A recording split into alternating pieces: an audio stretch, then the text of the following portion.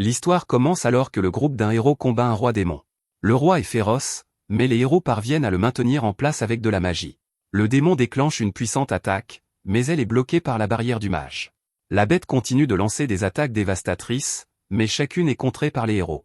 Le groupe chronomètre parfaitement son attaque finale, et le démon est finalement vaincu. À leur retour au château, les 4 mages qui ont aidé le héros à vaincre le roi démon sont célébrés. En reconnaissance de leurs efforts, le roi leur accorde un honneur très spécial. Ils sont les sages du feu, de la terre, de l'eau et du vent, et le roi déclare qu'il leur donnera les titres réservés aux plus puissants des mages. Il annonce qu'ils seront appelés les 4 empereurs, et tout le monde est stupéfait. Dans ce monde, seuls ceux de sang noble peuvent obtenir le titre d'empereur. Le sage nommé Eftel n'arrive pas à croire que ces titres leur soient attribués, et il est très honoré. Le roi reconnaît que dans ce monde de magie, Eftel n'est pas le plus puissant.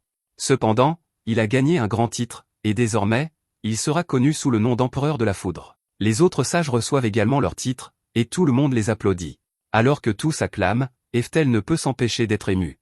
Après 40 ans d'études de la magie, ses efforts étaient enfin reconnus de la plus belle des manières. Bien des années plus tard, l'apprenti d'Eftel, nommé Merlin, lui annonce que le petit déjeuner est prêt.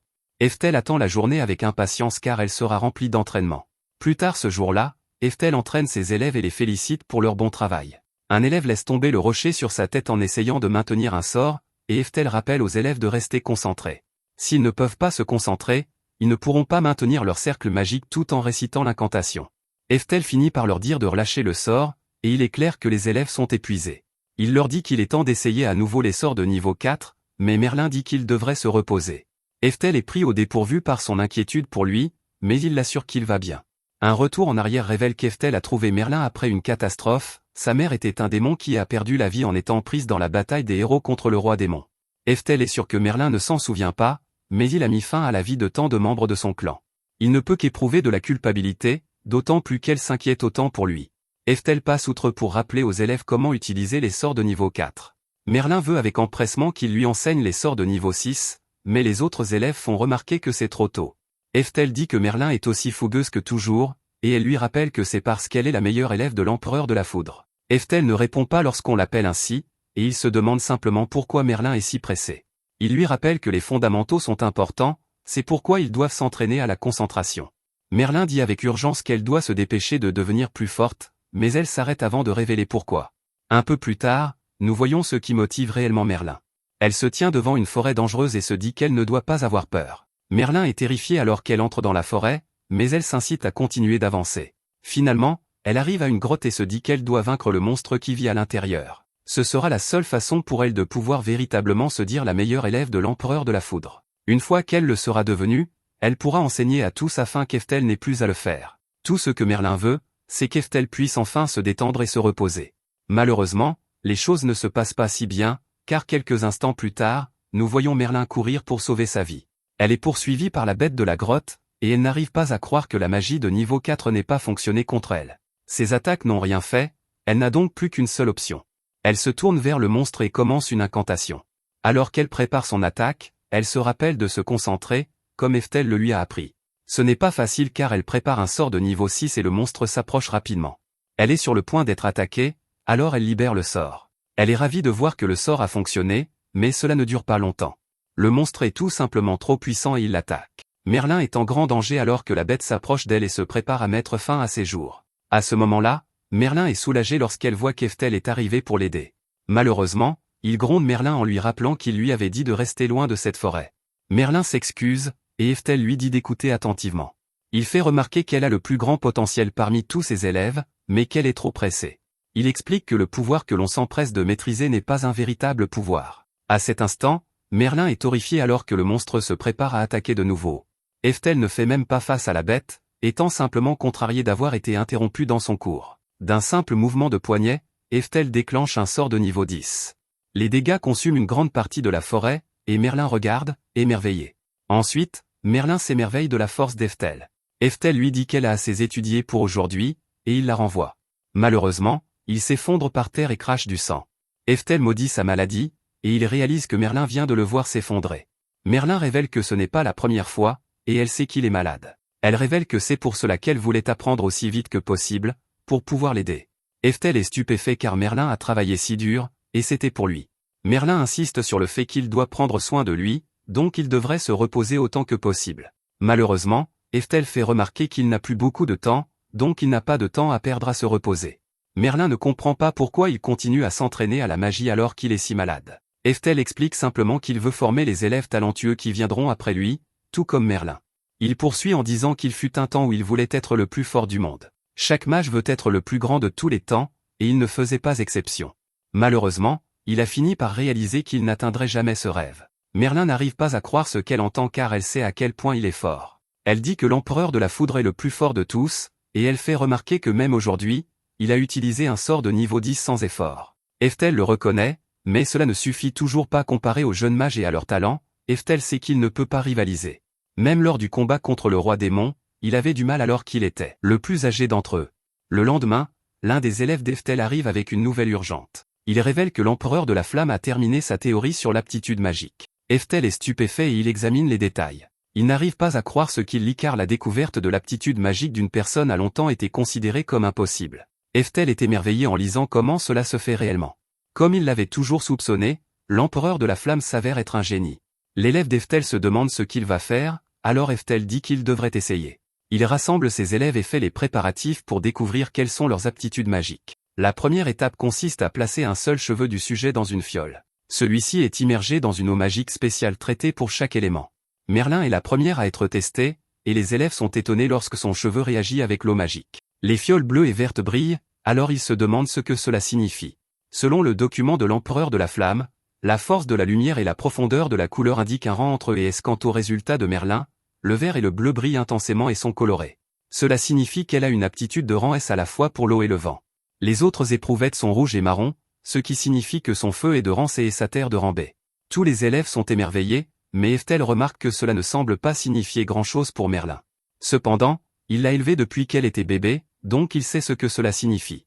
Compte tenu de ce qu'il sait de son aptitude magique, les résultats de ce test sont précis à 100%. La manière actuelle dont les gens apprennent la magie dans ce monde consiste à faire étudier à un élève les sorts de base de tous les types. Après un certain temps, ils décident de ce qu'ils pensent être leur aptitude. Cependant, avec ce test, ils pourront le savoir dès leur entrée à l'école. Eftel se corrige en réalisant que désormais, ils pourront connaître l'aptitude de quelqu'un au moment de sa naissance. Cela signifie également qu'ils pourront entraîner leur aptitude beaucoup plus tôt et devenir beaucoup plus forts. Eftel veut se tester, mais Merlin fait remarquer qu'il est déjà l'un des 4 empereurs. Les autres élèves sont curieux de voir ce que cela donnera, alors Eftel se prépare. Il pense que même s'il ne peut pas atteindre le plus haut niveau de magie, il veut savoir s'il a jamais eu le talent pour le faire. Il a travaillé des centaines de fois plus dur que quiconque, et il a même fourni plus d'efforts que les 3 autres empereurs. Ce n'était même pas comparable, alors il veut voir ce qu'il aurait pu accomplir s'il avait connu son aptitude avec une certitude absolue. À la surprise générale, le test montre que son eau est incolore. Incolore signifie aucune aptitude du tout, mais les élèves n'y croient pas. Il est impossible qu'Eftel ait une aptitude nulle, et Eftel est d'accord. Aucune aptitude du tout signifie qu'aucun esprit ne vous bénira. Eftel a vraiment du mal à accepter cela, et il se rappelle désespérément qu'il est l'empereur de la foudre. Merlin est sûr qu'ils ont dû faire une erreur, alors elle dit qu'il devrait réessayer. Eftel est d'accord avec elle, alors il continue d'essayer. Malheureusement, peu importe le nombre de fois qu'ils essaient, la fiole reste incolore. Finalement, Eftel est forcé d'accepter qu'il n'a jamais eu d'aptitude. Il réalise maintenant que cela a du sens car il lui a toujours fallu plus de temps qu'à tout le monde pour apprendre la magie. Ce n'est que grâce à ses efforts incessants qu'il est devenu meilleur que les autres. Il détermine que la raison pour laquelle il ne pouvait pas battre les autres empereurs, et la raison pour laquelle ils l'ont toujours surpassé, était qu'il n'avait pas d'aptitude magique. Alors qu'il accepte ce simple fait, son corps commence à se dégrader à nouveau. Son état ne fait qu'empirer alors que sa toux devient plus violente, et Merlin essaie de prendre soin de lui. Malheureusement, il est dans un si mauvais état qu'il lui dit de s'éloigner pour qu'elle ne voie pas à quel point c'est grave. Alors qu'Eftel lutte contre sa maladie, il pense à comment il a toujours cru qu'il pourrait un jour atteindre les plus hauts niveaux de magie. Cependant, quoi qu'il fasse, il n'a jamais pu surmonter le mur appelé talent. C'est à ce moment qu'il perd tous les souhaits de sa vie et tout son espoir. Il se qualifie de pathétique, et il se demande ce qui serait arrivé s'il avait eu plus de temps. Sa vie commence à s'éteindre, et au lieu de s'en aller paisiblement, il part avec des regrets infinis. Il est submergé par la frustration, mais il n'a plus de temps, et sa vie prend fin. À ce moment-là, une compétence mystérieuse s'active et utilise la seconde réincarnation.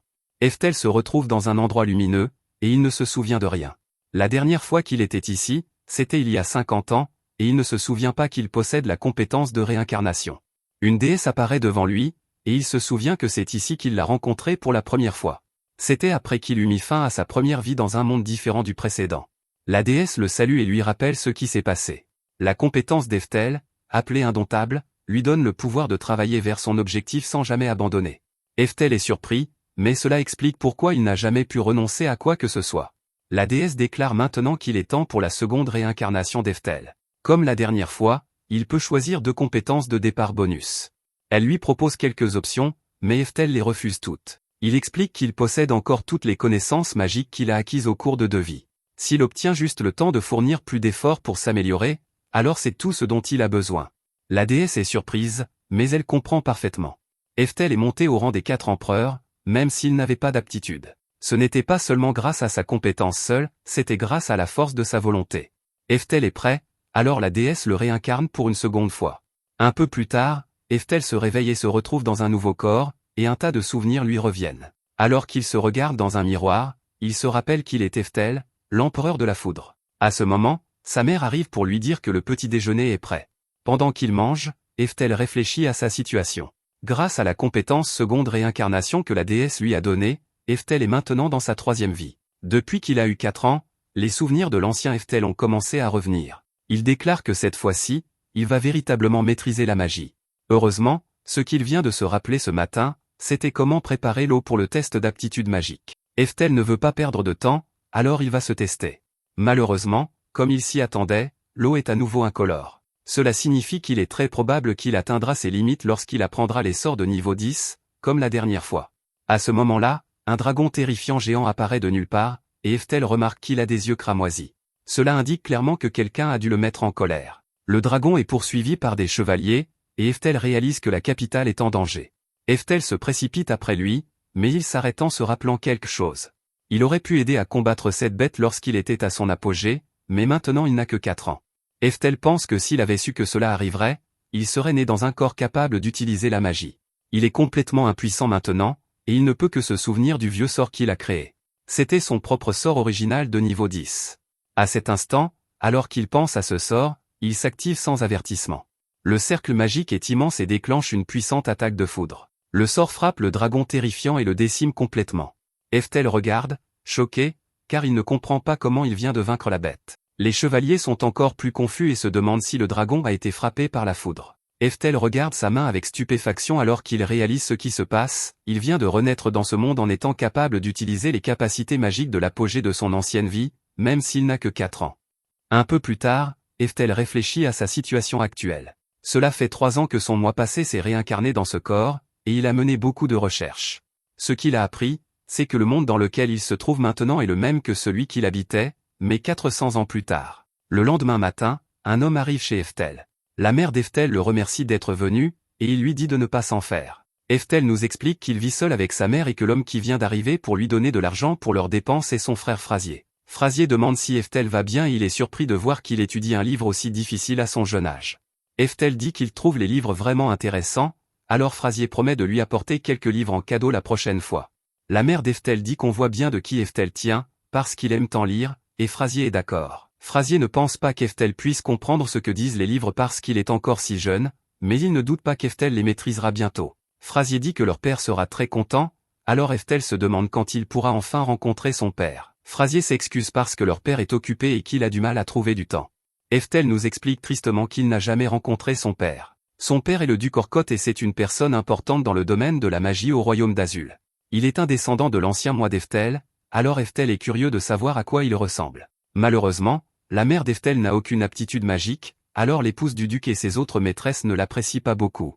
Ils sont une famille de mages, alors ils ne comprennent pas pourquoi le duc aurait un enfant avec quelqu'un qui n'a pas d'aptitude magique. L'épouse du duc détestait tellement la famille d'Eftel qu'elle les a envoyés vivre au milieu de nulle part. En d'autres termes, la famille du père d'Eftel ne le reconnaît pas comme son fils, et c'est pourquoi il n'a jamais pu rencontrer son père. Frasier s'excuse encore et promet d'en parler à leur père. Eftel explique alors que Frasier est le deuxième fils de l'épouse du duc Orcote. Il a eu pitié d'Eftel et de sa mère, alors il prend soin d'eux, et c'est un homme très gentil.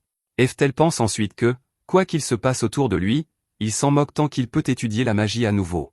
Plus tard, Frasier demande à Eftel ce qu'il veut faire plus tard avec toutes ses études. Eftel lui rappelle avec excitation qu'il est un descendant d'un mage légendaire. Il dit que quand il aura 15 ans, Il veut aller à l'académie de magie de la capitale et étudier la magie. Avant même qu'il ait fini, la mère d'Eftel intervient.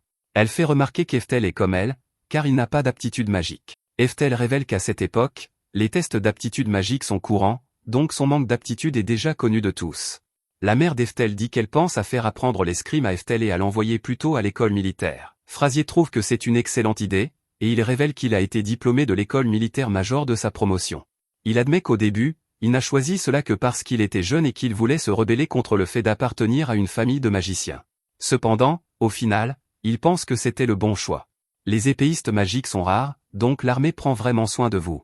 À ce moment-là, Frazier décide que, puisqu'il a un peu de temps aujourd'hui, il va voir comment Eftel se débrouille avec l'épée. La mère d'Eftel est ravie, alors Frazier commence à entraîner Eftel. Frazier est impressionné et dit à Eftel de mettre plus de force dans ses poignets. Les choses semblent bien aller, alors il dit qu'Eftel a beaucoup d'aptitude pour l'escrime. Eftel est complètement épuisé, mais il réalise finalement quelque chose. Au début, il se demandait pourquoi Frazier ne lui enseignait que l'éducation de base et les sciences militaires. Mais maintenant, il réalise que Frazier voulait qu'il aille à l'école militaire depuis le début. Eftel comprend que Frazier s'inquiète probablement juste de son manque d'aptitude magique. À ce moment-là, Eftel arrête soudainement l'entraînement et dit à Frazier qu'il veut vraiment aller à l'académie de magie. Frazier essaie d'expliquer que les gens sont bons dans certaines choses et mauvais dans d'autres, mais Eftel dit qu'il le sait déjà. Il sait qu'il n'a pas d'aptitude magique, mais il dit qu'il a quand même du mana. Il révèle qu'il peut même utiliser la magie, alors il veut y aller coûte que coûte. Au fond de lui, Eftel pense qu'il y a 400 ans qu'il n'a plus été en vie. Il est sûr que s'il peut juste arriver à l'académie de magie, il trouvera un indice pour dépasser ses limites magiques. Frazier comprend, alors il décide de faire un marché avec Eftel. Il dit qu'il va lancer le sort maintenant, et si Eftel peut le reproduire ne serait-ce qu'un peu, alors il recommandera personnellement Eftel pour l'académie de magie.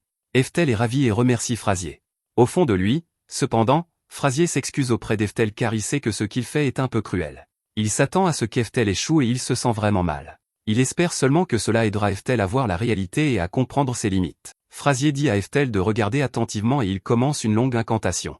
Il dit tout un tas de mots et fait tout un tas de pauses, puis il libère le sort. Son attaque tranche un arbre en deux et il est complètement épuisé. Frazier est fier de lui pour avoir utilisé un sort de niveau 2 et il est sûr que cela a dû sembler être un miracle à Eftel. Il est cependant choqué quand Eftel demande si c'était tout.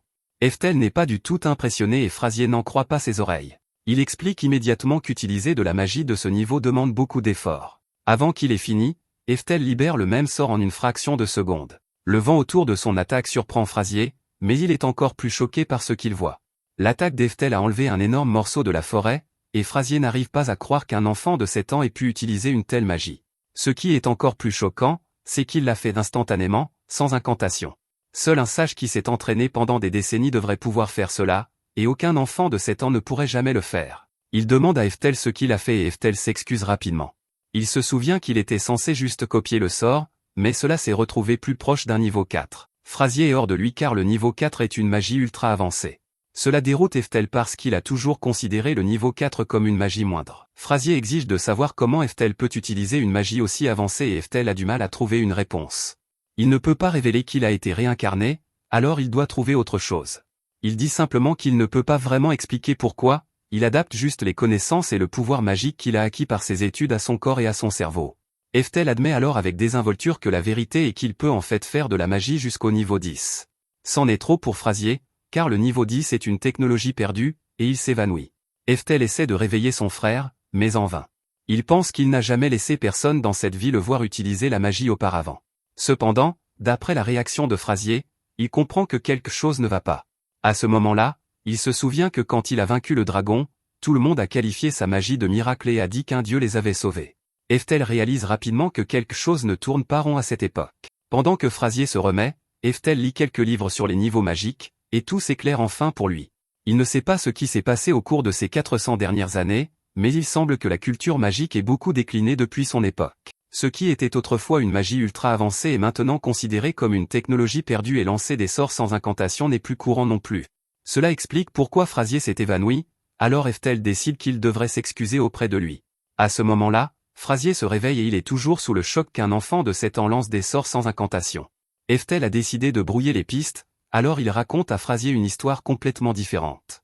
Il dit que Frazier a utilisé un sort incroyable pour faire exploser un arbre et qu'une partie lui a heurté la tête et l'a assommé. Frazier gobe l'histoire complètement et il se convainc que c'est forcément ce qui s'est passé.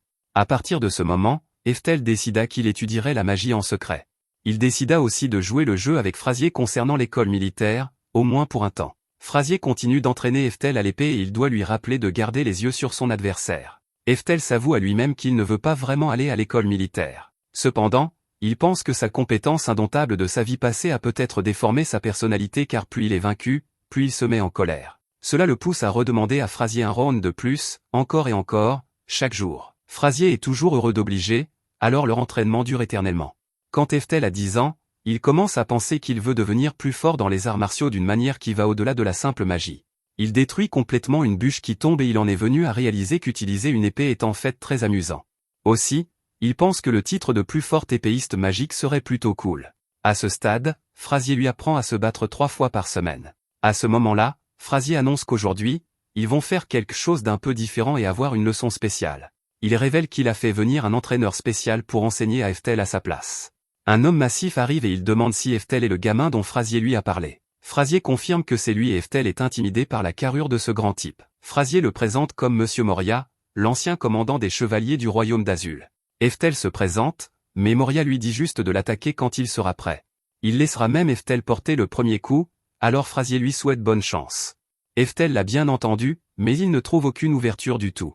Rien qu'en regardant Moria, il peut dire qu'il est incroyablement fort. Moria s'impatiente parce qu'Eftel reste planté là, alors il décide de faire le premier mouvement lui-même. Eftel réalise que face à la puissance de Moria, ce n'est pas qu'il ne veut pas bouger, c'est qu'il ne peut pas bouger. Moria déclare qu'il est prêt et il apparaît immédiatement devant Eftel. Moria est si rapide qu'Eftel ne voit même pas son épée bouger et on lui dit qu'il est trop lent pour réagir. Moria demande si c'est tout ce qu'il a, mais Eftel n'abandonne pas. Eftel utilise l'amélioration des capacités physiques et Moria est impressionné qu'il puisse l'utiliser à son âge. Eftel déchaîne une pluie d'attaques, alors Moria dit qu'il voit pourquoi Frazier l'a recommandé. Eftel est confus parce qu'il ne savait pas qu'il était recommandé pour quoi que ce soit. Frazier explique que quand il enseignait à Eftel, il a réalisé qu'il y avait une faible quantité de mana dans sa main chaque fois qu'il tenait une épée. Eftel n'a pas d'aptitude magique, mais il peut contrôler le mana dans son corps de manière étonnamment fluide, presque comme un vrai mage ou un sage. Eftel pense en lui-même que cela a du sens parce qu'il était en fait un sage. Moria rit de bon cœur car il n'arrive pas à croire qu'Eftel ne puisse pas utiliser la magie, mais qu'il puisse contrôler son mana comme un mage. Cela le fait bien rire, mais Eftel n'aime pas qu'on se moque de lui. Il pense qu'il pourrait gagner facilement s'il se laissait utiliser la magie. Cependant, il décide que ce serait sans intérêt de battre Moria de cette façon. Pour l'instant, tout ce qu'il veut, c'est le battre dans un vrai combat. Eftel essaie d'attaquer, mais l'épée de Moria est trop lourde. Moria lui dit qu'il manque de technique, et plus encore, qu'il manque de taille et de muscles. Il dit qu'il faudra au moins 3 ans de plus avant qu'Eftel soit à sa hauteur. Eftel lutte pour retenir l'attaque de Moria, mais quelque chose change. Eftel manœuvre très rapidement et il parvient à jeter Moria sur le dos. Frazier l'encourage, mais Eftel pense que son corps a bougé tout seul. Il reconnaît la technique qu'il vient d'utiliser et il se souvient qu'il a appris à faire des projections dans un monde différent de celui-ci. Il ne s'attendait jamais à ce que cela lui soit utile, mais heureusement, ça l'a été. Moria admet qu'une défaite est une défaite, et il déclare qu'Eftel a réussi le test. Eftel est confus quant au test dont il parle, alors Frazier révèle qu'il a oublié de mentionner quelque chose d'important. Monsieur Moria est en fait le directeur de la prestigieuse école des sciences militaires d'Azul. Cela signifie qu'à partir de l'âge de 15 ans, Eftel sera étudiant dans une véritable école militaire, et Frazier dit que sa mère sera si fière. Eftel est de plus en plus surpris à chaque mot, et Moria dit qu'il veut clarifier une chose. Il dit qu'il a peut-être perdu le combat, mais qu'il a gagné le duel à l'épée. Eftel ne comprend pas du tout cette logique, et il se demande comment cela a même pu arriver. Quelque temps plus tard, Frazier remarque qu'il va pleuvoir, et il demande à la mère d'Eftel où il est. Elle dit qu'Eftel est dehors en train de s'entraîner avec son épée et qu'il ne rentre jamais, même quand le temps est mauvais. Elle espère seulement qu'il ne sera pas trempé et qu'il n'attrapera pas froid. Sous la pluie, Eftel s'entraîne en réalité secrètement à la magie, et il lance un sort de niveau 10. L'attaque qu'il déclenche est dévastatrice, mais Eftel est perfectionniste. Il note qu'il y a encore un léger décalage quand il atteint le niveau 9 ou 10. Eftel pense que les jours de pluie comme ceux-ci sont parfaits car il peut s'entraîner à la magie sans que personne ne le remarque. À ce moment-là, Frazier accourt parce qu'il a vu un terrible éclair et qu'il était inquiet. Eftel minimise rapidement et dit qu'il va très bien. Il se gronde intérieurement car il a encore failli effrayer Frazier. Frazier lui rappelle qu'il va à l'école militaire l'année prochaine, alors il doit faire attention à ne pas se blesser. Au fond de lui, Eftel révèle son véritable plan. Depuis l'examen d'entrée, il a été décidé qu'il irait à l'école militaire. Dans ce monde, on devient adulte à 15 ans, et actuellement, Eftel a 14 ans. Cependant, Eftel n'a aucune intention d'aller réellement à l'école militaire. Les tests d'aptitude magique étant désormais partout, il sait qu'il lui sera difficile de suivre la voie de la magie de manière normale. C'est pourquoi, quand il aura 15 ans, il prévoit de quitter la maison et de rejoindre l'académie de magie par ses propres moyens. Sur le chemin du retour, Frazier annonce qu'il a une bonne nouvelle. Il révèle que leur père, le duc Orcotte, va enfin rencontrer Eftel. La mère d'Eftel est débordante de joie, et elle dit que c'est grâce à Frazier qui a tant appris à Eftel sur les sciences militaires et l'escrime. Elle dit à Eftel que c'est incroyable et qu'il est enfin devenu assez fort pour que son père le reconnaisse. Elle devient très émue, mais Eftel ne ressent pas la même chose. Au fond de lui, il ne pense pas qu'il y ait grand intérêt à rencontrer un homme qu'il a ignoré pendant 14 ans. Même Frazier devient émotif et se met à pleurer tellement il est heureux pour Eftel. La mère d'Eftel est sûre que leur père vient parce que Frazier s'est occupé d'Eftel chaque jour. Eftel décide de jouer le jeu car il ne veut pas attrister les deux. Plus tard, ils arrivent au manoir du duc Orcotte et Eftel est émerveillé par sa beauté. Il se rappelle qu'il n'est venu que pour sa mère et Frazier, mais il est un peu excité à l'idée de rencontrer son propre descendant aussi. Frazier amène alors Eftel pour rencontrer leur père. Pour une raison quelconque, tout le monde dans la pièce est très silencieux. Eftel surprend tout le monde en s'avançant et en se présentant. Il dit qu'il a toujours voulu rencontrer son père et tout le monde est stupéfait. Malheureusement, le duc dit immédiatement à Eftel de l'appeler duc Orcotte au lieu de père. Il dit qu'il n'a jamais reconnu Eftel et il déclare qu'Eftel fait honte à leur famille. Eftel est stupéfait car c'est ainsi que cet homme salue son fils pour la première fois en 14 ans. Eftel se contente d'acquiescer et l'appelle duc Orcotte. Le duc insulte Eftel en disant qu'il est un descendant de l'empereur de la foudre, mais qu'il n'a aucune aptitude magique. Il dit qu'Eftel est une honte totale, alors l'empereur de la foudre doit pleurer. Eftel pense en lui-même qu'il pleure sûrement, car il a enfin rencontré son descendant et le type s'est avéré être un parfait idiot. Eftel ne pourrait pas être plus déçu, alors il veut juste rentrer chez lui. Le duc évoque ensuite le fait qu'il a entendu dire qu'Eftel avait reçu une invitation spéciale pour l'école militaire. Il éclate d'un grand rire et dit que c'est une excellente nouvelle. Un instant, Eftel se demande si peut-être son père est finalement content de le voir, et qu'il n'est peut-être pas si mauvais. Cet espoir est rapidement anéanti lorsque le duc révèle la véritable raison de sa joie. Il rit seulement parce que maintenant il n'aura plus à payer pour la nourriture d'Eftel. Puisqu'Eftel y va sur invitation, il aura tous ses repas et son logement gratuit et recevra même une bourse à partir de sa 3e année. Cela signifie que le duc n'aura pas à dépenser d'argent pour lui. Tout cela convient au duc tant qu'Eftel ne fait pas honte au nom de la famille. Eftel retire silencieusement tout ce qu'il a dit et il décide que ce type est une ordure complète. Il se demande si le duc l'a vraiment fait venir jusqu'ici juste pour dire tout cela. À ce moment-là, le duc appelle un autre de ses fils nommé Yohem. Il dit à Yohem que même s'il n'a eu Eftel que sur un coup de tête, les gens vont quand même penser qu'il fait partie de sa famille. Il veut que Yohem voie si Eftel est assez fort pour éviter de se ridiculiser à l'école militaire. Yohem comprend que son père veut qu'il donne une leçon au chien et il accepte la tâche avec joie. Ce type rit comme un psychopathe et Frazier s'alarme vraiment. Eftel devient très sérieux car il comprend très clairement maintenant quel était le but de cette rencontre. Tout le monde sort pour que Yohem puisse tester la force d'Eftel. Frazier prévient que Yohem n'en a peut-être pas l'air, mais qu'il est en réalité très compétent, il a obtenu les meilleures notes en escrime à l'école, et il est très dangereux. Même s'il ne s'agit que d'un combat simulé, Frazier dit à Eftel de se rendre si nécessaire. Eftel accepte, mais dans son esprit, il pense déjà que tout cela est énervant.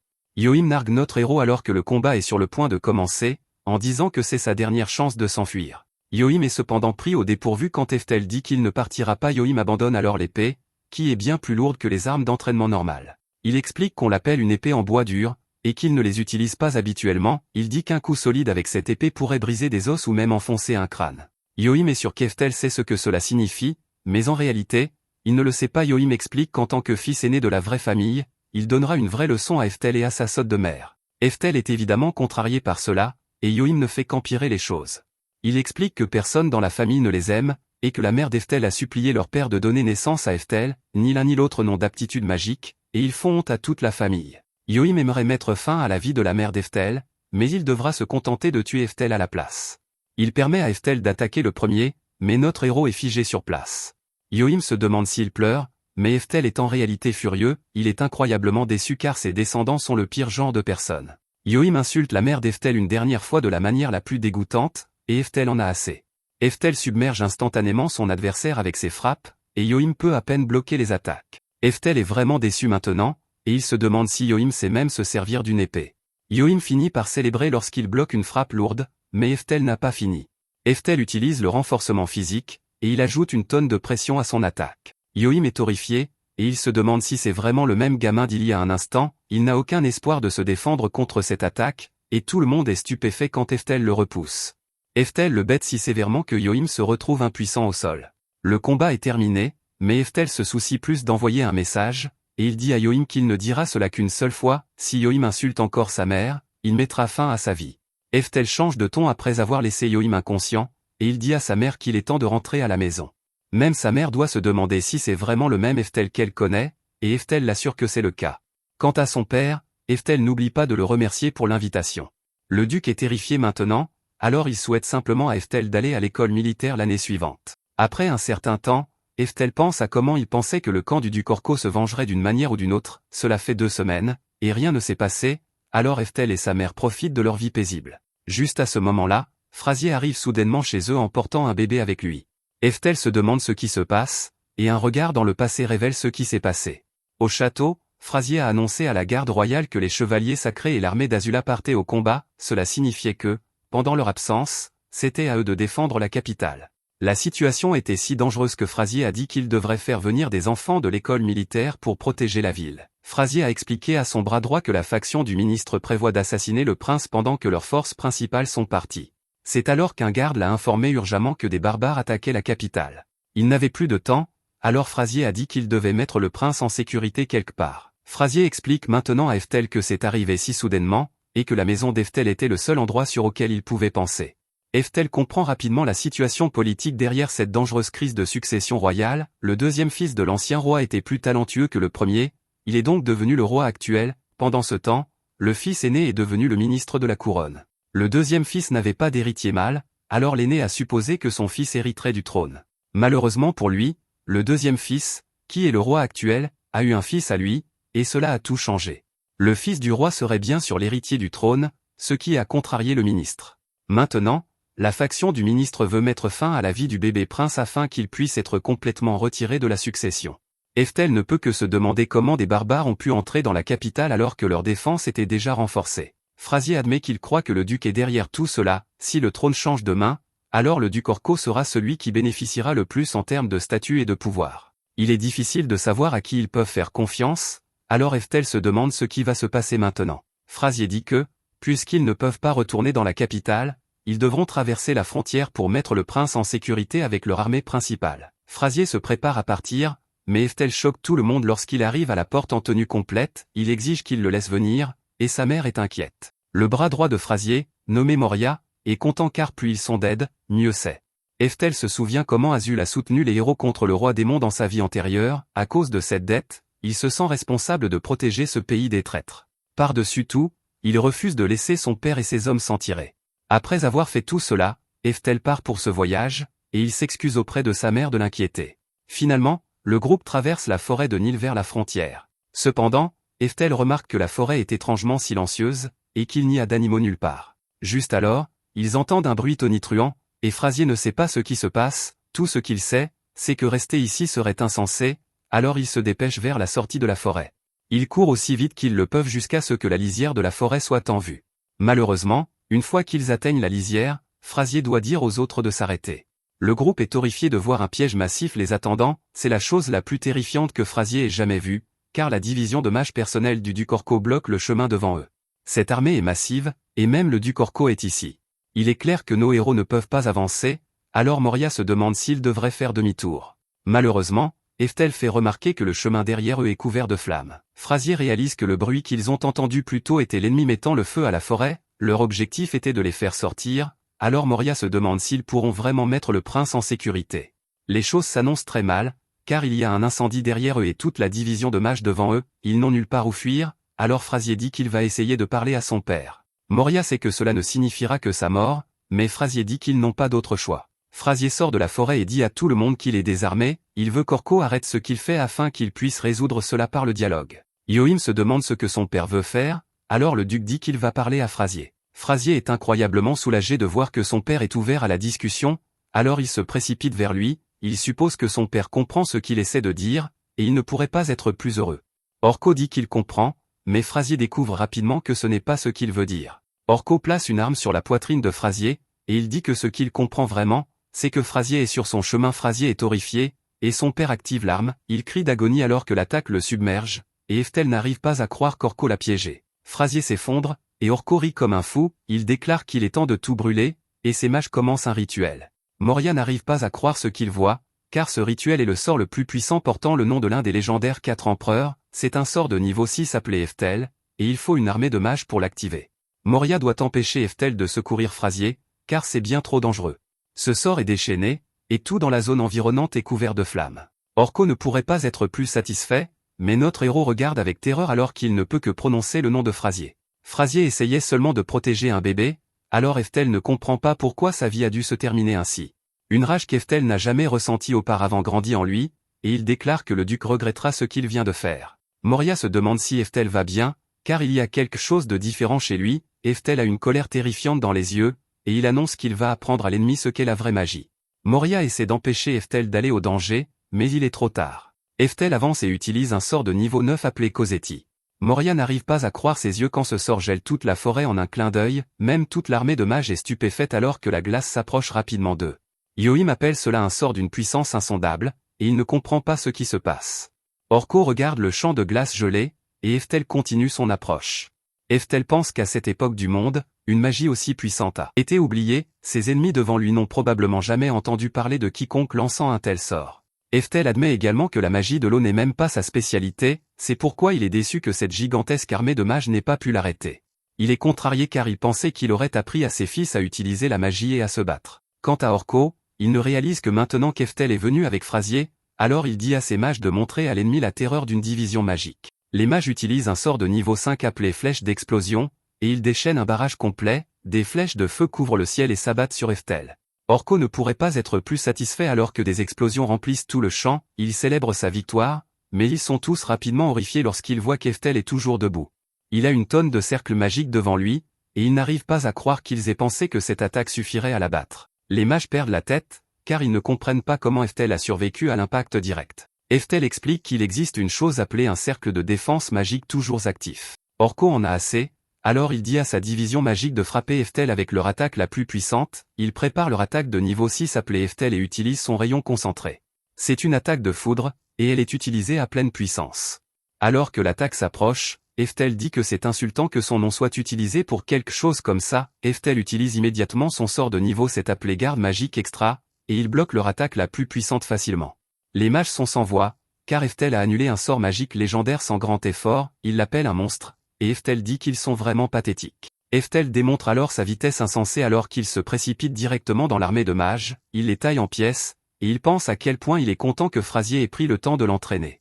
Eftel décide alors qu'il s'entraînera à renforcer son épée avec de la magie, il utilise le sort de niveau 2 appelé bombe d'émeute, et son épée est couverte de magie. Un mage essaie de riposter, mais Eftel le réduit en cendres avec une attaque d'épée magique. Les autres mages essaient de courir pour sauver leur vie, mais Eftel leur rappelle de ne jamais tourner le dos à leur ennemi, il détermine qu'il devra leur donner une dernière leçon avant que leur vie ne prenne fin. Eftel utilise un autre sort, et les mages sont terrifiés quand le ciel est couvert de nuages, Eftel contrôle la météo, ce qui signifie qu'il utilise le pouvoir divin de la magie perdue. Eftel les traite tous d'imbéciles, car ce ne sont pas que des nuages, il dit que sa magie n'est pas aussi minable que la leur, qui ne contrôle que l'électricité statique. Eftel déclare que ce qu'il contrôle, c'est la foudre elle-même, il montre ensuite aux mages à quoi ressemble un véritable sort Eftel en utilisant la version de niveau 10. Les mages sont horrifiés de l'entendre dire niveau 10, et l'attaque illumine tout le ciel. L'attaque massive finit par se terminer, et les seuls ennemis restants sont Orko et Yohim, ils sont protégés par la barrière d'Eftel, et ils se demandent s'ils sont maintenant en sécurité. Eftel arrive, et Yohim est furieux, il dit qu'Eftel ne s'en tirera pas comme ça après avoir attaqué les mages du duc, mais Eftel le met simplement endormi. Orko est furieux, mais Eftel le fait taire, il fait remarquer qu'Orko a tenté d'assassiner le prince héritier. Il dit que le conspirateur ne peut pas disparaître commodément avec ses hommes sans recevoir une punition appropriée. Orko essaie de dire à Eftel qu'il sera considéré comme un traître s'il l'attaque, Eftel l'assomme simplement et envoie un dernier message, il déclare qu'il ne fera preuve d'aucune pitié envers le genre de salaud qui tue son propre fils. Après cela, Eftel explique que le coup d'État a échoué, et qu'Orko et Yohim ont ensuite été exécutés publiquement.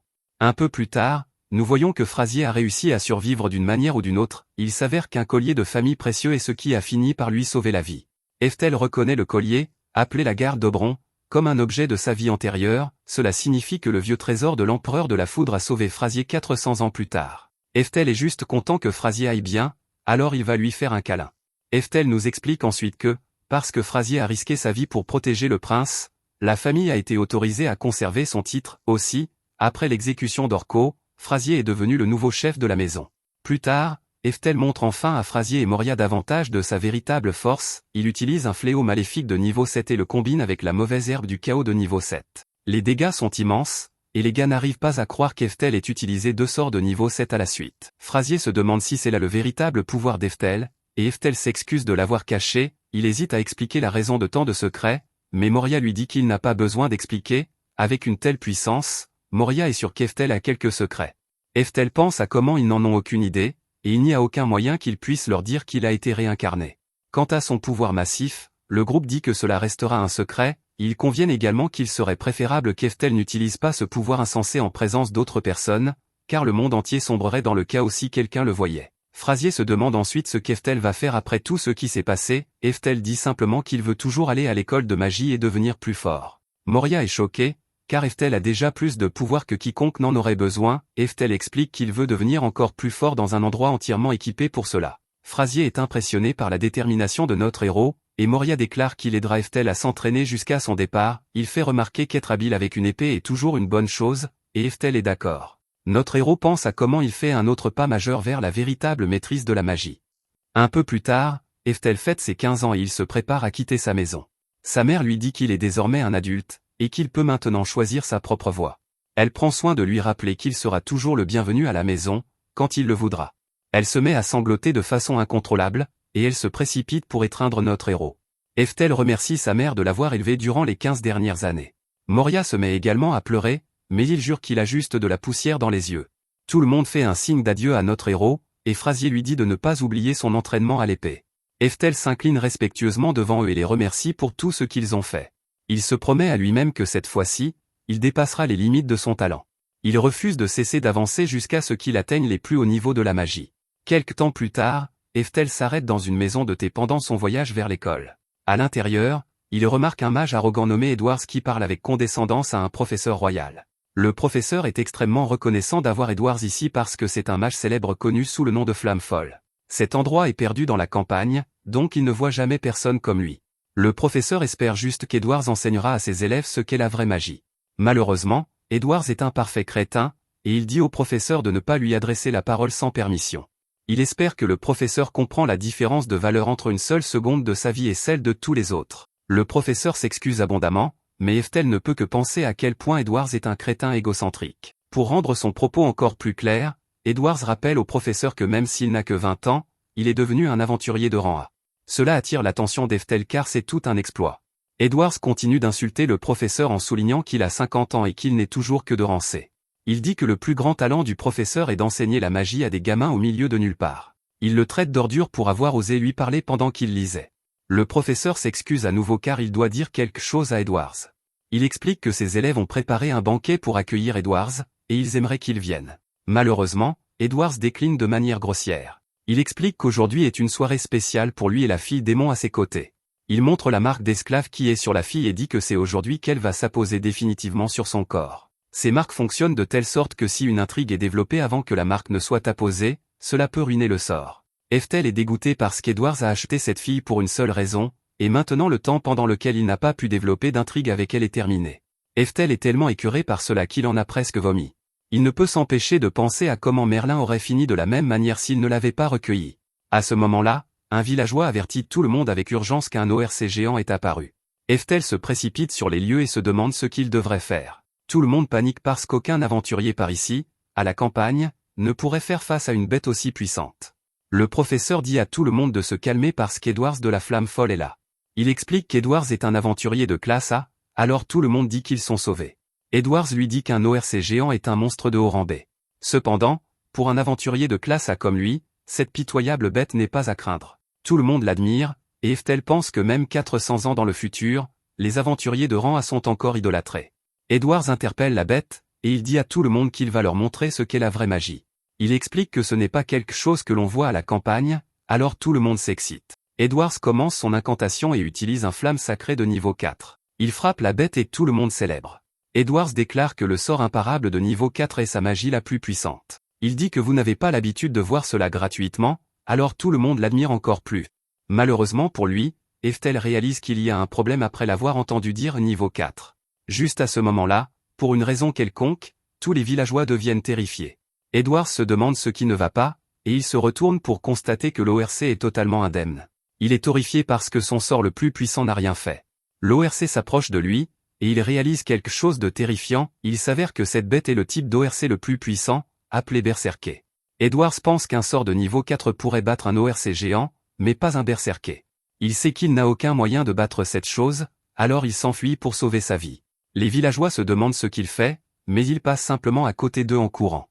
Il commence un autre sort, et tout le monde est soulagé de voir qu'il se bat encore. Malheureusement pour eux, cela n'a rien à voir. Edwards crée en réalité une barrière pour se séparer de l'ORC, mais il piège tous les villageois à l'intérieur. Ils ne peuvent pas sortir et se demandent ce que fait Edwards. Le maléfique Edwards explique qu'il les utilise comme appât parce que quelqu'un d'aussi précieux que lui ne peut pas perdre la vie ici. Tous les villageois le supplient de les libérer, mais Edwards leur dit de servir de leur pour qu'ils puissent s'échapper. Les villageois crient parce qu'ils ne veulent pas que leur vie se termine alors que l'ORC s'approche d'eux. Ils commencent à perdre espoir, mais Eftel utilise un sort de niveau 6. Il s'appelle Serif Dispel, et il détruit la barrière. Les villageois courent vers la sécurité, et Edwards ne comprend pas ce qui vient de se passer. Il voit Eftel, et il n'arrive pas à croire que ce type a fait tomber sa barrière. Le professeur fait même remarquer qu'il a utilisé la magie sans incantation. Eftel réalise qu'il est peut-être allé trop loin car il ne veut pas se faire remarquer. Il ne peut pas non plus ignorer cela, alors il se demande ce qu'il devrait faire. Alors que la bête s'approche de lui, Eftel a une idée, il va utiliser un sort de niveau 3 pour le camouflage, puis enchaînera avec un sort de niveau 9. Ainsi, tout le monde pensera qu'il a simplement utilisé le sort de niveau 3. C'est le plan parfait, et il est sûr que personne ne remarquera. La bête est pressée de se battre, alors Eftel utilise son attaque de feu de niveau 3. Les villageois n'en croient pas leurs yeux car un si jeune garçon est déjà capable d'utiliser la magie de niveau 3. Eftel voit que tout le monde est concentré sur le sort de niveau 3, il peut donc maintenant enchaîner avec le sort de niveau 9. Notre héros est cependant stupéfait lorsque le sort de niveau 3 suffit à vaincre la bête. La vie de l'ORC prend fin, et tout le monde est émerveillé. Edwards est sidéré car il ne comprend pas pourquoi son sort de niveau 4 n'a pas fonctionné, mais celui de niveau 3 d'Eftel, lui, a marché. Le professeur explique que contrairement au sort d'Edwards, Eftel a forgé et raffiné sa magie correctement. C'est la technique d'Eftel qui a donné à son sort la puissance d'un niveau 5. L'esprit du professeur est époustouflé car il devrait être impossible pour quelqu'un d'aussi jeune de faire quoi que ce soit de tel. Eftel lui-même ne s'en était pas rendu compte car ce n'était pas si important dans sa vie antérieure. Forger et raffiner la magie était juste la chose la plus basique que tout mage pouvait faire. Eftel est déçu car Edwards est de rang A, mais il ne s'est même pas donné la peine de maîtriser les bases. En y regardant maintenant, Eftel pense qu'un sort de niveau 1 aurait pu faire l'affaire. Il remarque que tout le monde l'admire maintenant, et il réalise qu'il s'est définitivement fait plus remarquer qu'il ne le voulait. Eftel essaie de dire qu'il a juste eu de la chance, mais les villageois sont distraits. Ils disent que l'ORC sent bon, et Eftel n'arrive pas à croire que c'est comestible. Il s'éclipse discrètement et suppose que les villageois regardent le sort comme s'il s'agissait d'un simple sort de niveau 3. Il s'échappe, mais il surprend Edwards quand il l'interpelle. Il dit à ce crétin qu'il devrait montrer plus de respect envers ses aînés. Eftel souligne que le professeur connaît l'art de la magie bien mieux qu'Edwards. Le professeur est extrêmement reconnaissant, et Eftel dit qu'il a encore une chose à ajouter. Il fait remarquer que ce qu'Edwards vient de faire avec sa barrière est une tentative de meurtre. Grâce à lui, ce n'était qu'une tentative, mais c'est quand même un crime grave. Eftel déclare que les criminels n'ont pas le droit de posséder des gens, donc Edwards devrait libérer la fille et se rendre. La fille est stupéfaite, et Edwards ne peut qu'accepter de faire ce qu'il dit. Notre héros s'en va, et la fille l'admire. Alors qu'Eftel continue son voyage, il remarque que la fille le suit. Il se demande combien de temps elle compte faire ça, mais elle est trop nerveuse pour répondre. Elle peut à peine parler, mais elle révèle qu'elle voulait lui demander de l'aide. Elle dit qu'elle veut qu'Eftel soit son maître, et Eftel ne sait même pas comment répondre. La fille explique qu'à ce rythme, elle sera arrêtée comme une fugitive en cavale. Eftel sait qu'elle a raison car la marque ne peut pas être enlevée facilement même si elle n'a pas de maître. De plus, un serviteur lié dont le lien avec son maître a été rompu est libre d'être pris par n'importe qui. Si un bizarre la force à conclure un contrat, on ne sait pas ce qui lui arrivera. La fille souligne qu'Eftel a l'air d'une personne gentille, et qu'il est définitivement 1 million de fois mieux qu'Edwards. Eftel ne peut pas le nier, mais il se demande comment un démon comme elle a fini dans cette situation en premier lieu. Elle explique que les humains ont forcé son clan à la servitude depuis qu'ils les ont vaincus dans une guerre il y a longtemps. Eftel pense que tout cela est très cruel, mais c'est ainsi que ce monde fonctionne. La fille explique ensuite que ça n'en a peut-être pas l'air, mais qu'elle est une descendante de la royauté démoniaque. Elle est aussi une parente éloignée de la directrice d'une célèbre académie de magie. Elle révèle que le nom de sa parente est Merlin, et notre héros est stupéfait. La fille continue son explication, mais Eftel n'arrive pas à passer outre le nom de Merlin. Il se demande si elle parle vraiment de Merlin qui était l'apprenti d'Eftel, l'un des 4 empereurs. La fille confirme que cet Merlin a été élevé par le légendaire sage. Elle explique que Merlin est le plus puissant mage démon, et Eftel est hors de lui. Il se souvient de la jeune Merlin qu'il a élevée depuis qu'elle était bébé. Il est incroyablement fier car 400 ans plus tard, Merlin a réussi et elle est devenue la directrice d'une académie de magie. Cela lui fait vraiment réaliser que 400 années entières se sont écoulées. La fille l'entend, mais Eftel pense juste à quel point les démons vivent vraiment longtemps. Notre héros déclare alors que cette nouvelle scelle tout. Il accepte la demande de la fille, et elle le remercie abondamment. Il demande le nom de la fille, alors elle se présente sous le nom d'Anastasia. Finalement, ils arrivent dans une ville, et Anastasia se demande ce qu'ils font ici. Eftel explique qu'ils sont là pour l'examen d'entrée de l'académie de magie qui aura lieu demain. Anastasia n'arrive pas à croire qu'il va y aller en tant qu'étudiant car il est déjà si fort. Ils vont manger quelque part, mais Anastasia craint que cet endroit soit trop cher. Eftel lui dit de ne pas s'inquiéter des prix car il dit qu'il faut bien manger la veille d'un grand événement. Ils entrent dans l'établissement chic, mais tout le monde à l'intérieur jette un regard noir à Anastasia. Ils se demandent même ce qu'un petit garçon fait dans un restaurant de luxe. Eftel dit à Anastasia de manger autant qu'elle veut, mais il est stupéfait de la voir assise par terre. Il se demande ce qu'elle fait, mais elle fait juste remarquer que c'est là qu'elle s'assoit. Eftel lui dit de s'asseoir sur la chaise, et elle n'arrive pas à croire que quelqu'un comme elle puisse s'asseoir à table. Elle explique que les servantes liées sont censées s'agenouiller à côté de leur maître. Eftel déclare qu'ils se moquent de ce qu'elles sont censées faire, mais elle ne croit pas qu'elle en soit digne. Eftel se demande à quel point elle est habituée à être ainsi, alors il lui dit simplement que c'est un ordre. Anastasia s'assoit et elle n'arrive pas à croire à quel point c'est confortable. Juste à ce moment, le serveur les interrompt et explique que ce restaurant interdit aux personnes comme Anastasia d'utiliser les chaises. De plus, c'est un restaurant de luxe qui sert strictement les classes supérieures. Ce n'est pas un endroit pour les classes inférieures, alors il demande si Eftel a l'argent pour payer le repas. Anastasia pense qu'il devrait aller ailleurs, mais Eftel lui dit de ne pas s'inquiéter. Notre héros sort quelques objets brillants et demande si cela suffit. Le serveur perd complètement la raison car ces choses s'appellent des larmes de dragon. Une seule de cette taille vaut plus de 500 pièces d'or. Eftel révèle qu'il en a beaucoup d'autres au cas où, et le serveur perd encore plus la raison. Il réalise son erreur et s'excuse auprès d'Eftel. Eftel lui dit qu'il peut garder la monnaie tant qu'il lui apporte la meilleure nourriture. Le serveur oublie tout ce qu'il a dit avant et dit juste au personnel d'emmener l'invité d'honneur dans la salle VIP. Eftel pense que c'est sa mère qui lui a donné tout cet argent pour son voyage. Bien sûr, c'est l'argent de son père, donc Eftel ne voit pas d'inconvénient à l'utiliser. Nos héros se voient servir un énorme festin, mais Eftel se demande ce qui tracasse Anastasia. Elle explique qu'on ne l'a jamais traitée comme ça avant, et elle se demande si quelqu'un comme elle peut vraiment manger ainsi. Eftel fait remarquer qu'ils vont passer du temps ensemble, donc elle devrait considérer cela comme sa façon de dire qu'il est heureux de l'avoir près de lui. Anastasia est stupéfaite car elle n'a jamais entendu cela auparavant.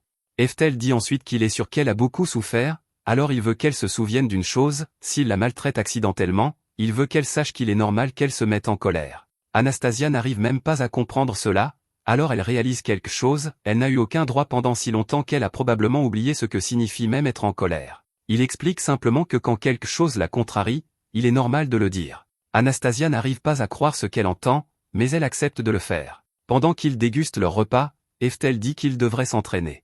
Il dit à Anastasia de se fâcher contre lui, et elle fait de son mieux pour essayer. Le lendemain, ils arrivent à l'académie de magie de Krone. Eftel se prépare à s'inscrire, mais d'abord, Anastasia le remercie de lui avoir acheté des vêtements neufs. Alors qu'ils avancent, Anastasia remarque qu'il y a beaucoup de monde ici. Eftel dit que c'est prévisible car les académies de magie sont très difficiles d'accès. C'est parce que si vous en êtes diplômé, vous n'aurez jamais de mal à trouver un emploi. Il dit que tout le monde est autorisé à passer l'examen, donc il pense qu'Anastasia devrait le tenter. Si tout se passe bien, elle pourrait peut-être obtenir un travail plus tard. Anastasia se demande si elle peut vraiment le faire, et Eftel l'assure que tout ira bien. Il pense qu'elle a beaucoup plus de talent magique que la plupart des humains. Il peut voir son potentiel de ses propres yeux, et aussi elle est une parente de Merlin. Nos héros se rendent ensuite dans une autre zone avec beaucoup d'autres candidats. Un homme annonce qu'ils vont maintenant commencer la première étape de l'examen. Il révèle qu'il s'agira d'un battle royal, et notre héros s'y réjouit. L'examinateur s'appelle Front, et il annonce qu'ils vont maintenant commencer le premier tour des examens avec le battle royal. Les participants se battront jusqu'à ce qu'il n'en reste plus que 5 debout. Ils peuvent utiliser la magie, des armes ou n'importe quelle méthode de leur choix pour éliminer les adversaires hors du terrain. Front dit à tout le monde d'entrer dans un cercle, et il pense à quel point il aime ce travail. Il est un aventurier de rang B, et regarder un groupe de gens se battre est le travail le plus facile qui soit. Cela fait des années qu'il fait ça, cependant, et il n'a jamais vu personne d'impressionnant. Il remarque que 2 participants ont été encerclés dès le départ, et nous voyons qu'il s'agit d'Eftel et d'Anastasia. Front s'y attendait car c'est un mouvement courant dans le Battle Royale que d'éliminer d'abord les plus faibles. Front est cependant stupéfait lorsqu'un participant est projeté à des kilomètres dans les airs. Des corps volent dans toutes les directions alors que 9 personnes sont instantanément disqualifiées, et Front ne peut que se demander ce qui se passe. Il réalise qu'Eftel a renforcé ses jambes et a donné un coup de pied à un tas de gens. Il est désormais évident pour lui qu'Eftel peut utiliser un certain degré d'amélioration des capacités physiques. Cependant, il pense que cela ne sera quand même pas facile. Un autre aspect du Battle Royale est que tout le monde s'allie pour battre les plus forts. C'est exactement ce qui arrive à Eftel lorsqu'un groupe l'attaque tous en même temps.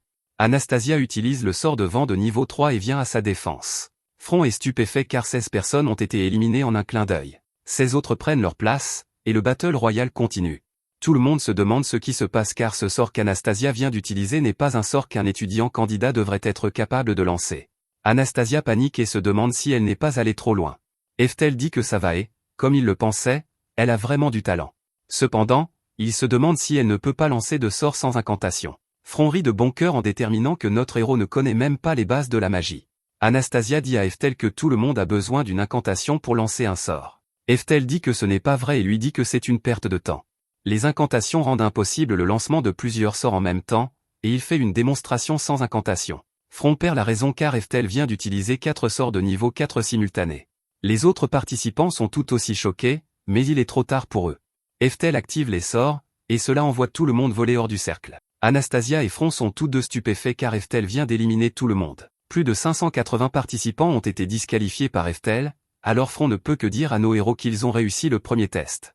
Le test suivant est un examen écrit, et nous voyons que nos héros travaillent dur. Eftel pense à la façon dont il a maîtrisé l'étude de la magie dans sa vie antérieure, donc les questions sont faciles. Cependant, il ne peut s'empêcher de remarquer qu'il y en a énormément. Quand c'est fini, Anastasia demande comment Eftel s'en est sorti. Il admet qu'il y avait énormément de problèmes, mais qu'il a réussi à tous les terminer avant la fin du temps imparti. Anastasia est choquée d'apprendre qu'il a répondu à chaque question, mais Eftel pensait qu'il fallait toutes les répondre pour réussir. Anastasia révèle qu'ils étaient seulement censés répondre aux questions relatives à leur meilleur domaine. Eftel n'en avait aucune idée, alors tous les professeurs sont stupéfaits lorsque son score s'avère être de 958. Les professeurs tiennent une réunion car ils n'ont même jamais entendu parler d'un score approchant celui-ci. Cela ne s'est jamais produit dans toute l'histoire de l'académie, et le directeur se demande même qui est ce gamin. Un professeur explique qu'Eftel est le candidat numéro 588. Chose étrange, il porte le même nom que le célèbre empereur de la foudre. Le directeur dit qu'Eftel a des parents plutôt audacieux pour lui donner le même nom que l'un des 4 empereurs légendaires. C'est pratiquement un blasphème, mais ils ne peuvent nier qu'ils ont désormais un étudiant incroyable parmi eux. Le directeur est convaincu qu'Eftel doit tricher, mais Front arrive pour les informer de ce qui s'est passé pendant le premier test. Les professeurs sont encore plus stupéfaits d'apprendre qu'Eftel a utilisé des activations parallèles sur un sort de niveau 4. Ils font remarquer que la plupart des gens ne peuvent même pas utiliser un seul sort de niveau 4 avant les études supérieures. Quant à l'utilisation de l'activation parallèle, il n'y a même pas un seul membre de leur corps enseignant qui pourrait le faire. Front fait remarquer que, compte tenu des compétences d'Eftel, son score au deuxième examen a probablement été obtenu honnêtement. Le directeur commence à trembler en se demandant si Eftel est véritablement le second avènement de l'empereur de la foudre. Ensuite, tous les étudiants se rassemblent pour voir s'ils ont réussi et où ils ont été placés. Anastasia célèbre car elle a été admise dans la classe spéciale, et elle serre Eftel dans ses bras. Elle est gênée lorsqu'elle remarque que tout le monde les regarde, et notre héros la félicite simplement. Il fait remarquer qu'elle pourra désormais mener la vie d'une étudiante ordinaire. Anastasia le remercie, donc il est temps pour Eftel de trouver son propre numéro sur le tableau. Il cherche le 558, mais il est choqué de voir qu'il manque. Son numéro n'est pas sur la liste, mais Anastasia dit que cela n'a aucun sens. Eftel est le plus talentueux qu'elle ait jamais vu, donc il est impossible qu'il ait échoué au test. Eftel pense la même chose car il est sûr que le test s'est bien passé. Il commence même à se demander s'ils ont fait passer un test d'aptitude magique à un moment donné et s'il a échoué à cause de cela. Anastasia refuse d'accepter cela, alors elle va se plaindre. Eftel essaie de l'arrêter, mais elle ne l'écoute pas. Au lieu de cela, elle est arrêtée par autre chose. Il y a une plaque toute seule, et elle indique « étudiant d'élite spéciale ». Il n'y a qu'un seul numéro dessus, et c'est celui d'Eftel. Ils l'ont distingué spécifiquement, et Eftel n'en revient pas non plus. Il est content d'avoir réussi, mais il ne peut que se demander ce que signifie être un représentant étudiant d'élite spéciale. Plus tard, Anastasia parvient à découvrir ce que cela signifie. C'est vraiment extraordinaire car un étudiant représentant d'élite spéciale bénéficie de la gratuité des frais de scolarité, de la gratuité du logement, de la gratuité des repas et d'une bourse spéciale en plus de tout cela. Malheureusement, cela s'accompagne également d'activités de relations publiques qu'il doit effectuer au nom de l'école. Il s'agit par exemple de participer à des événements avec d'autres écoles. C'est quand même assez extraordinaire, mais Eftel ne peut s'empêcher de se sentir plus comme une mascotte d'école que comme un étudiant. C'est en fait exactement le contraire de ce qu'il voulait. Tout ce qu'Eftel voulait, c'était utiliser une bibliothèque scolaire et ses autres installations sans attirer l'attention. Il espérait aussi trouver une sorte de percée concernant l'aptitude magique. C'était sa vie scolaire idéale, mais il ne semble pas qu'il l'obtiendra. Maintenant qu'il a été choisi comme représentant de l'école, il ne pense pas pouvoir refuser. Juste à ce moment, Eftel aperçoit Merlin, et il est absolument choqué alors qu'il court se cacher. Elle a tellement grandi, mais il n'y a aucun doute que c'est elle. Eftel est inquiet car, bien qu'il soit jeune actuellement, il ressemble toujours à ce qu'il était dans sa vie antérieure. Merlin le connaît assez bien de cette ancienne vie, donc elle pourra le reconnaître immédiatement. Eftel sait qu'il ne peut pas la rencontrer ici car les choses vont vraiment mal tourner si les gens découvrent qu'il est Eftel réincarné. Il dit simplement à Anastasia qu'il devrait se dépêcher et visiter le reste de l'école, alors ils partent. Juste à ce moment, Merlin a le sentiment qu'Eftel est à proximité, mais il n'y a personne autour. Elle se rappelle qu'il est impossible qu'il soit ici, mais elle aperçoit notre héros. Elle essaie de l'arrêter, mais Eftel l'ignore. Merlin ne peut que se demander qui est ce garçon, et elle finit par le confronter. Merlin a quelques questions pour lui, et Eftel se demande ce qu'il devrait faire. Merlin va droit au but et demande à Eftel s'il est apparenté à l'empereur de la foudre. Eftel s'attendait à ce qu'elle dise quelque chose, mais il ne veut pas que les choses dégénèrent. Si c'est le cas, l'école pourrait refuser de l'admettre, alors il ne dit rien à Merlin.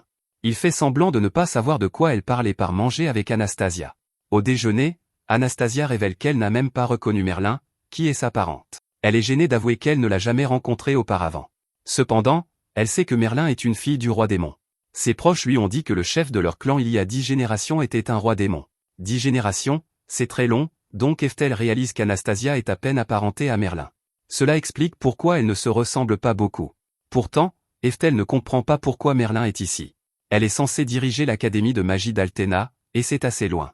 Plus tard, tous les nouveaux étudiants sont accueillis à l'académie de magie de Krone. Le directeur espère qu'ils interagiront tous ensemble afin de pouvoir suivre la voie de la magie ensemble. Il annonce ensuite qu'ils ont invité quelqu'un d'une espèce totalement différente, il s'agit de Merlin, la directrice de l'académie de magie d'Altena.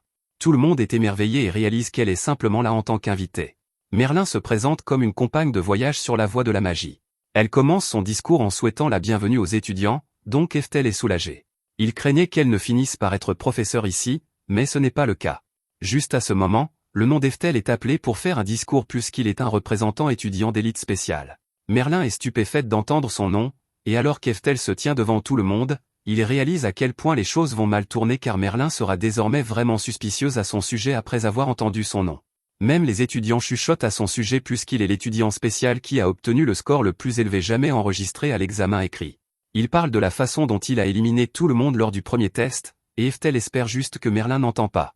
Notre héros est terrifié, cependant, tandis que Merlin le fusille du regard. Ensuite, Eftel est entouré de filles désireuses d'en savoir plus sur lui. Merlin les interrompt en présentant des papiers à notre héros, et toutes les filles s'enfuient terrifiées. Merlin révèle qu'elle a beaucoup appris sur lui, et il confirme que son nom est Eftel. Eftel ne peut s'empêcher de remarquer que Merlin est bien plus effrayante maintenant. Merlin va droit au but en lui demandant s'il est familier avec le concept de réincarnation. Eftel est très nerveux maintenant car il se souvient que Merlin a toujours été très intelligente. Il fait semblant de ne pas savoir ce qu'est la réincarnation, mais Merlin continue. Elle a vu ses résultats d'examen, et il avait un score comme s'il était l'un des 4 empereurs qui avaient décidé de rejoindre l'école pour s'amuser. Ce qui est encore plus étrange, c'est que la plupart du personnel pouvait dire que ses réponses étaient justes, mais ils ne comprenaient pas le processus qu'il avait utilisé pour les résoudre. Elle dit que la raison en est que les réponses d'Eftel sont basées sur des théories magiques vieilles de 400 ans. Elle exige une explication, mais Eftel n'avait même pas réalisé cela. Les problèmes étaient si simples pour lui qu'il n'avait même pas pensé au décalage temporel. Alors qu'il est plongé dans ses pensées, Merlin dit qu'il ressemble beaucoup à quelqu'un qui lui est très cher. Elle s'excuse auprès de notre héros car elle s'emporte quand elle parle de son ancien professeur. Elle admet que la réincarnation est peut-être trop loin, mais elle est sûre qu'Eftel doit avoir une relation particulière avec le légendaire empereur de la foudre. Eftel la fuit plutôt, donc quelle que soit cette relation, cela signifie qu'il ne voulait pas lui parler. Elle dit qu'elle croit qu'Eftel cache quelque chose qu'il ne veut pas qu'elle sache. Au fond de lui, Eftel aimerait vraiment lui dire la vérité car cela rendrait les choses beaucoup plus faciles. Malheureusement, il ne peut pas faire ça, alors il garde sa bouche fermée. Les autres étudiants ne peuvent s'empêcher de raconter des potins en se demandant si Merlin connaît Eftel. Eftel déteste toute cette attention car tout ce qu'il veut faire, c'est étudier la magie. Il a une idée, alors il dit à Merlin qu'Eftel avait en fait une amante secrète. Merlin est stupéfaite, et Eftel pense qu'il va simplement lui donner cette histoire qu'elle veut entendre. Il explique que l'empereur de la foudre était secrètement amoureux d'une femme. L'enfant qu'ils ont eu ensemble a été tenu secret du monde. Son aptitude magique était incroyable, et l'empereur de la foudre lui a secrètement enseigné tout ce qu'il savait. Le garçon a été gardé dans un village secret loin des regards indiscrets. Il a ensuite passé sa vie dans cet endroit isolé à pratiquer la magie seul. Merlin refuse de croire cela car Eftel ne lui a jamais dit. Eftel prouve qu'il sait tout sur l'empereur de la foudre en disant qu'Eftel est décédé dans le désespoir après avoir appris qu'il n'avait aucune aptitude magique. Merlin est pris au dépourvu car cela a été gardé secret du public puisque cela nuirait à l'image des 4 empereurs. Elle fait remarquer que d'autres peuvent les entendre, donc il ne devrait pas dire ses secrets en public. Cependant, cela lui prouve qu'Eftel est bien celui qu'il prétend être. Eftel déclare qu'il est en fait Eftel le 13e. Au fond de lui, il s'excuse auprès d'elle car il n'a pas d'autre choix que de mentir. Merlin accepte finalement son histoire, mais elle se sent mal de ne pas avoir été mise au courant d'une chose aussi importante. Cependant, elle est ravie de voir lequel d'entre eux est le véritable héritier. Elle fait remarquer que le clan d'Eftel n'est pas le seul à suivre la voie tracée par Eftel. Ils ne sont pas les seuls à s'efforcer de devenir les plus forts, et ils ne sont pas les seuls à avoir continué à pratiquer leur magie. Eftel réalise qu'elle a raison car elle s'est entraînée pendant 400 années entières. Elle évoque ensuite le fait que le représentant spécial participera au combat d'entraînement de cet après-midi. Elle se demande si, lors de l'un de ces combats, Eftel aimerait comparer sa magie à la sienne. Eftel est stupéfait car, s'il le fait, il se démarquera à coup sûr. Il sait qu'il peut simplement refuser, mais il est animé par un sentiment bien plus fort. Il est impatient de se tester lui-même et Merlin en même temps, alors notre héros accepte son défi. Il a hâte de voir ce que Merlin a fait durant ces 400 dernières années. Merci d'avoir regardé mon résumé. N'oubliez pas d'aimer la vidéo.